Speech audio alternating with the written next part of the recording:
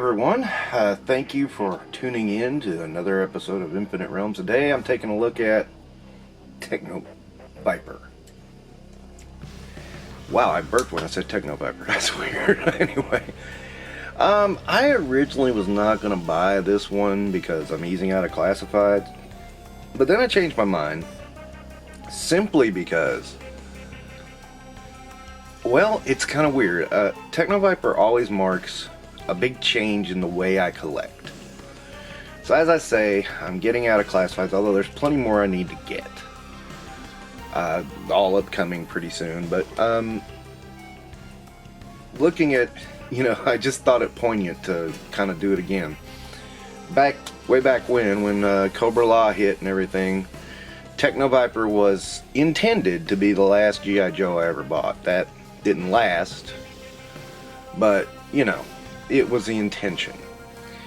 When he came out again in Pursuit of Cobra line, he ended up being the last Pursuit of Cobra figure I found. He was a tough one to track down, but I finally did. And he also was, intended to be... Well, my collecting shifted drastically after I got the Techno-Viper. Retaliation hit, I barely bought anything out of those. And there were just a few here and there out of Retaliation. And so Techno-Viper always marks a change in my collecting habits. So that's kind of why I was like, right when I decide this, they decide to release Techno-Viper, and I'm like, yeah, okay, that makes sense. So here we are with another Techno-Viper, and I'm changing my buying habits. So this is the box, suckers, and oh god, I don't have my front light on because of the glare. Suckers right there, art and stuff, and there he is in downtown. The reason I bought the Techno-Viper in the first place was I was like, hey, he's got a pretty important role. He fixes the tanks in the middle of battle. That's cool. So, that's kind of why I bought him. Anyways, give me a moment. I'm gonna just go off camera because I suck at trying to open this damn thing in front of people, and we'll take a look at it. Alright, here he is out of the box, and thankfully, at least I don't see any messed up paint. There were some promo pictures where it looked like the eyes were really off, but I don't see anything that sticks out anyway. I don't like this, the black on the back there. We're at a point we should be able to avoid that, but oh well. He is pinless, so there's that. His arms were tight as hell when I got him out because I tested the joints. It was like, dude, it was bad as that wave 1 of Valiverse. Not knocking Valiverse, I'm just saying, you guys are talking shit about Valiverse, and then that happens in Joe. Jesus. Okay, so a couple of things. I've seen a few videos on this guy. I've not seen some of these things talked about, but yeah, that is flimsy. But we get a big claw here. We get a no, that was the wrench. This is the claw, and this is the hammer. His gun, of course, and it looks close to the original's gun. This is not nearly as well, I spoke too soon. Whoa, okay, yeah, that's bobbly. I've seen worse though, Viper. This is kind of soft, but it's so small you can't really get anything out of it. This is well, good job. This, of course, is supposed to be this way, so that works. And he, here he is, standing up in all his glory. So, I'm a little, I won't say I'm disappointed, but I wasn't expecting, nobody talked about, oh, and I forgot his little digital readout, which, yeah, it's okay. I'm not big on I'm not big on Star Wars tech making its way into Joe. I'll say it that way, even though I know there's a joke there. You know, with all the Star Wars sound effects G.I. Joe did use. And yes, they did in the cartoon. And that's alright, you know. I mean, it's kind of a funny, goofy thing to think about, but, you know, anyways. But, again, it's like, you know, these are the things that are kind of pushing me out of this series. It's just, it's a lot of big things and little things. It's, you know,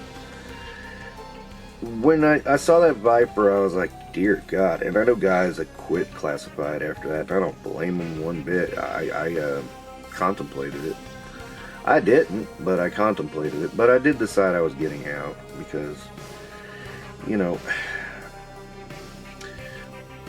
there was novelty to Classified when they first came out like this in 6-inch form. It was kind of like Hall of Heroes, you know, and I kind of dug that. But at the same time, it's worn off, and I'm like, God, how far can they go with this? They've almost got all, you know, I'm pretty much up to 84 for most part. There's a few exceptions. And, you know, I even passed on some of them because, okay. Really, the, like Grunt, I hated Grunt. At least I tried to do something with him, but I just hated the design. I know a lot of people loved it, and that's cool if you did. I just thought it looked kind of stupid. The computer in the chest and all that crap, I mean, you know, you can like what you want. I didn't get any of the deluxe figures because I thought they were just overpriced, and really shouldn't have been. You know, even though some of my favorite characters were in there, Snow Job,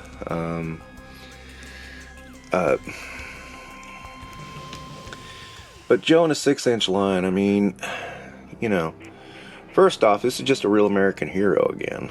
Why is his finger not wanting to go into the trigger? One moment. Boy, his gun did not want to cooperate, and then it's kind of pulling his hand forward. Interesting. Okay, so excuse me. On this, I mean, you know, a couple of questions. Okay, first off, these tools on his backpack, and this was always true in the original too, they go into the same thing as this does. Now, if you look at it on the back here, it's air tanks. So I always thought this was some kind of compressor or something, and then I thought this was some kind of like welder. No, it wasn't actually a gun. And so, you know, the air came through there and then fed the flame. But it's been outfitted with that for blast effects. And I've seen people put blast effects in it. I'm like going, wait a minute. That's not a gun, and why would it be hooked up to a compressor?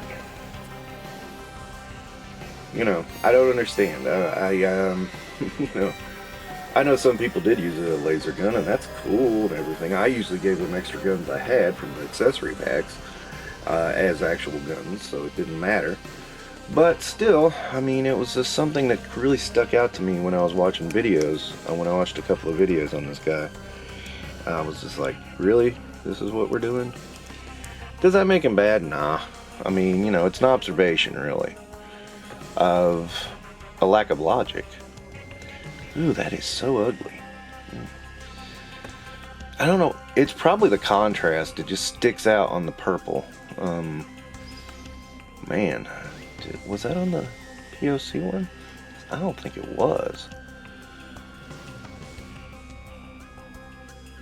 Alright, there we go. But, that doesn't mean he isn't cool. I mean, it's just, you know, an observation that's impossible to ignore because of the nature of what he is. And, you know, again, when I grew up, I kind of thought about that, and that's what the conclusion I came to. And is that 100%? I don't know. I mean, God, I suppose we could just look on the old card and see. Now, another thing I noticed is these shoulder pads here. Now, this has got the Marvel Legends trick where it's like, goes around with it and doesn't get in the way too much. But it kind of lifts when you lift up the arm there. And some of this is stiff as hell, so you gotta be careful with it, because boy, I hate the He-Man joints. I say that now, and it's warm in here, so don't even say it's about the cold weather, because this is 80 freaking degrees outside, and nah, it's fine. Everything's fine. But you know, I don't hate it by any stretch. I like it. It's just it's got some things that need addressing. And you know, some people are like, "Oh, you're thinking about it too much." And it's like, yeah, how dare I put thought into anything? Because you know, I'm just supposed to sit here and go, "Yay, Hasbro!" I mean, come on, dude. You know, I mean. But to me, things do have to make some sort of logical sense. There has to be a logic to it. You can't just say, "Oh, well, this is this," and that's the end of the discussion. No, there's more to the discussion. I mean, if this is firing bullets, why is it hooked into a compressor? If it's, oh, because it uses air to shoot the bullets. Well, then what's the gunpowder in the bullets for? Oh, I don't know. And let's face it, it doesn't look like a traditional gun. It looks like some kind of mechanical thing. But why put blast effects in the end? Yeah. I mean, it's all good until you question it, man. And then, wait a minute, whoa. Okay. I did not notice he had leaned backward like that. But there for a second, it looked like that hose gets in the way of the air crunch. But no, it doesn't.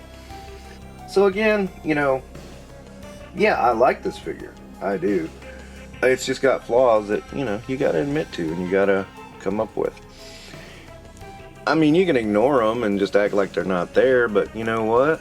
If you ignore them and then somebody buys it and, you know, they notice it. Yeah. It's this thing called integrity, guys.